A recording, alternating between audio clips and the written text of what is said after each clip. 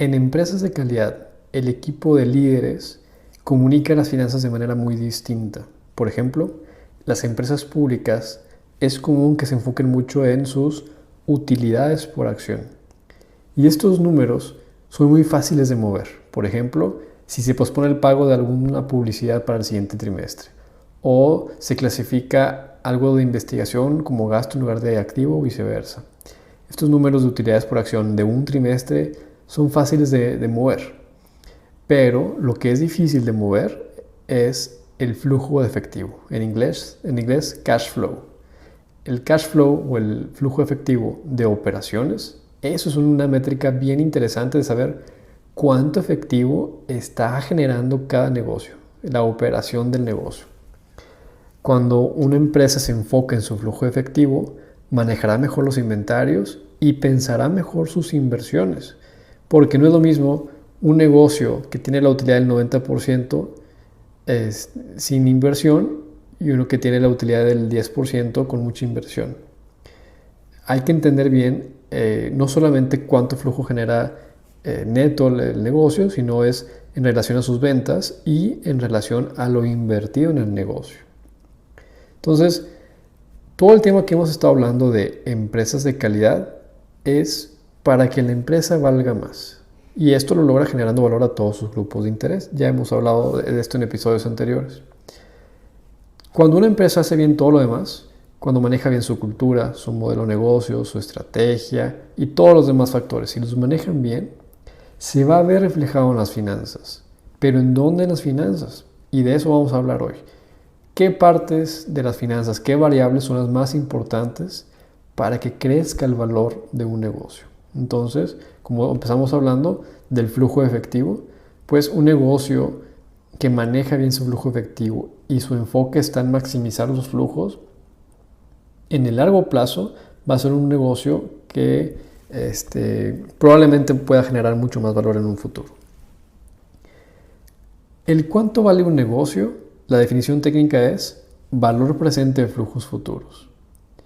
Suena muy técnico, pero lo que significa es un negocio vale lo que es capaz de generar. El negocio hoy vale el efectivo que pudiera generar en un futuro, en relación a su riesgo y crecimiento y etapa y muchas otras variables.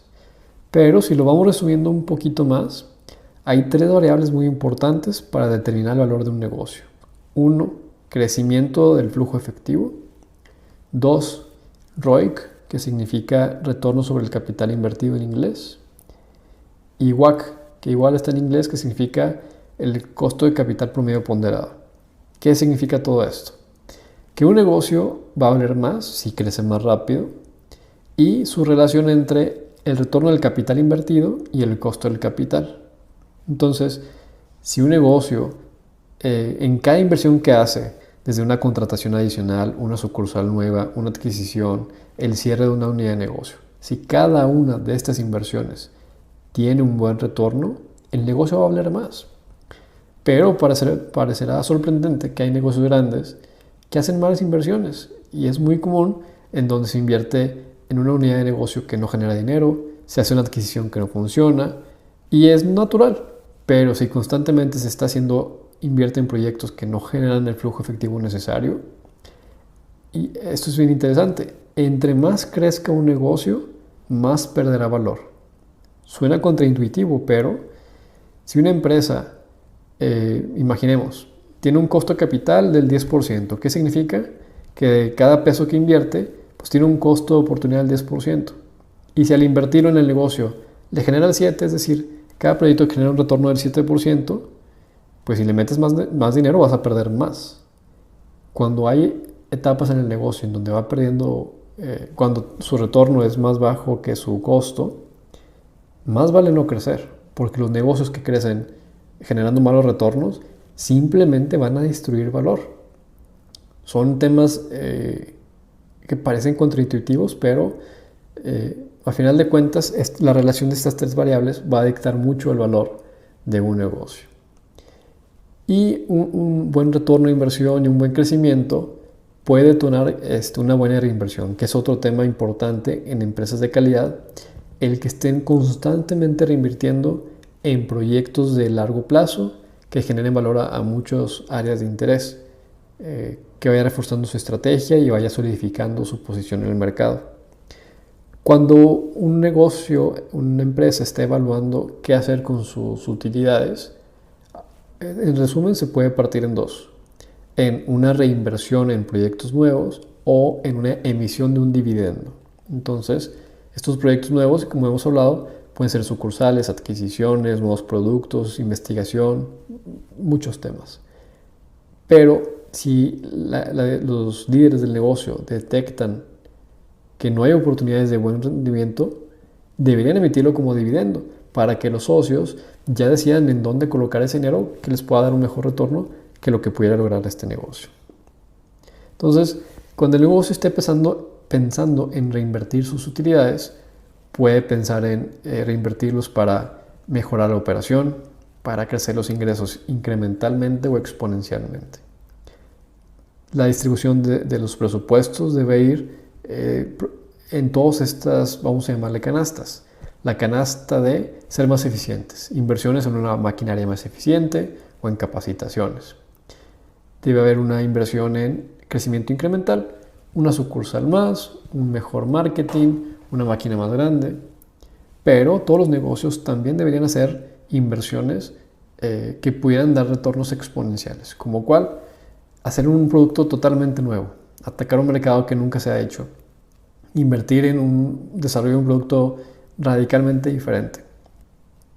Ideas así pudieran fracasar quizás, pero por otro lado, si llegan a ser exitosas, pueden ser muy relevantes para multiplicar el negocio en su crecimiento.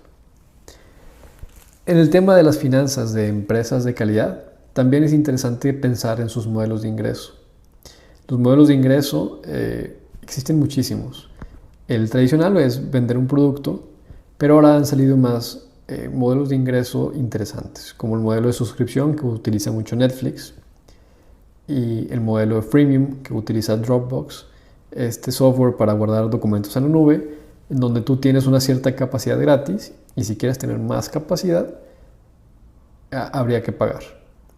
Esta empresa de Dropbox, de todos sus usuarios, aproximadamente el 2% paga una suscripción.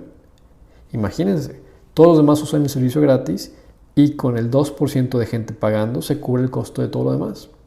Tener usuarios gratis cuesta, pero es un gran potencial tenerlos ahí cautivos para que en un momento dado se puedan convertir a clientes. Entonces es un modelo de negocios interesante porque va aganchando al cliente para que en el largo plazo se vuelva un cliente fiel.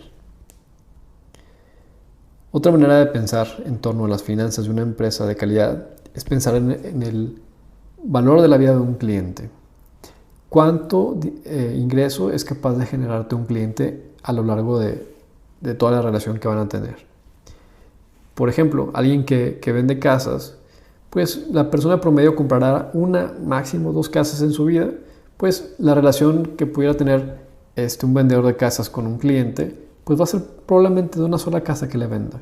Pero imaginemos un pediatra, pues los clientes que vayan con este pediatra van a ir por varios años de su bebé, y si tienen otro hijo, pues van a terminar yendo con el mismo pediatra quizás 10, 12 años. Entonces, ¿cuánto vale un paciente nuevo para un pediatra? Pues mucho, porque son 12 años de consultas. ¿Cuánto vale cada cliente? ¿Cuánto vale para Starbucks? Hay estadísticas de en promedio, los clientes van una vez al mes por 2-3 años y luego encuentran otro lugar, o hay clientes fieles que van todos los días. Entonces, es importante entender cuánto nos va a generar nuestro cliente a través del tiempo para saber cuánto pudiéramos invertirle para retenerlos. Un cliente que va a comprar una vez y no regresará, quizás no valga la pena dar descuentos o más. Pero si tenemos un cliente que al tenerlo bien retenido y contento va a estar años con nosotros cada vez gastando más, sin duda vale la pena a veces perder un poco en adquirir a este cliente, invertirle un poco de más y retenerlo para que se quede con nosotros pues mucho tiempo. Estos son términos importantes que se platiquen en una empresa de calidad para enfocarse en lo verdaderamente importante, porque el EBITDA o el WAFIRDA de un trimestre en específico no es tan relevante para el valor del negocio. Sin embargo, es un tema muy común de hablar. Es muy común escuchar el EBITDA de una empresa, que el EBITDA es el WAFIR en español. En inglés, EBITDA significa Earnings Before Interest, Taxes, Depreciation, Amortization, que es el flujo efectivo teórico de un negocio, todo lo que genera, es decir, cuánta utilidad de operación antes de la depreciación, antes de la amortización, antes de impuestos, antes de intereses.